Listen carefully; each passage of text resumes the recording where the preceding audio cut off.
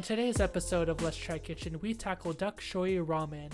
One of our goals on today's episode is to make a better tare recipe, and we are also going to be making some homemade noodle. Well, enough talking, let's get into it. In today's tare recipe, I focus more so on adding high umami and seafood flavors into my tare. Some of the ingredients I'll be using that are new is katsuobushi and dried mackerel flakes. And a technique that I did not do in my previous recipe was to saute some niboshi right before adding your kombu and shoyu mixture. And also I did not know to bring up your shoyu mixture to a light simmer, and you're bringing it up to about 175.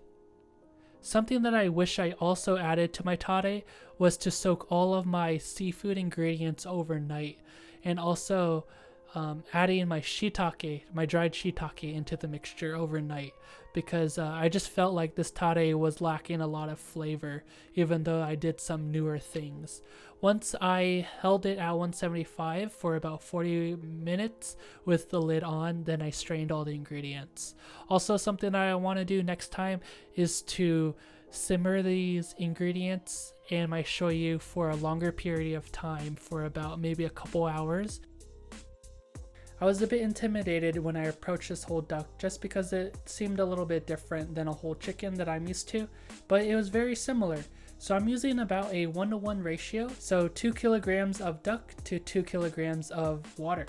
I skimmed for about a whole hour, and I continued simmering for about 6 hours and holding at 175 to 185 degrees. The last hour I added some aromatics, a whole onion, garlic, and a few slices of ginger. After that I strained it, and I was pretty surprised with the whole clarity of the chintan stock.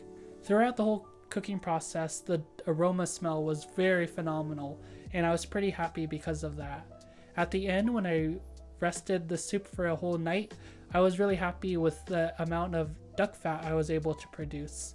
I used that duck fat for the aroma oil for this ramen. For the duck fat and the aroma oil, I infused it with some green onions, and I sweated for a long period of time at a low heat. And the technique that I learned this time around is to use a very low heat, because using a high heat really has the chance of extracting and creating bitter notes to your aroma oil. And the fragrance and the flavor of this aroma oil was really good. I really enjoyed it, and I'll be hoping to use it for more ramen. I was a bit intimidated when I was making these noodles, because last time this is what happened. I was very impatient, and it created these beads in my dough, and I ruined a whole batch. But I saw it out, and I made another batch of noodles. This time it was a little bit different. I was using 250 grams of bread flour and 50 grams of cake flour, and it was a 40% hydration noodle. And during this phase, something that I really focused on was patience during the rolling and the cutting phase. And it really turned out well, even though that the noodles were not that great with the soup. But during this cutting portion, you could tell in my voice right now that I was pretty happy. Yes! And with 300 grams, I doubled the portion size, and I was able to make 11 servings. Here I have 2 duck breasts that I marinated overnight in a tare, and I scored the skin just so that the duck breasts don't curl up in the pan. I am searing on a very high heat, about medium high, just so I could get a nice amber color on the skin side, and I was able to achieve that.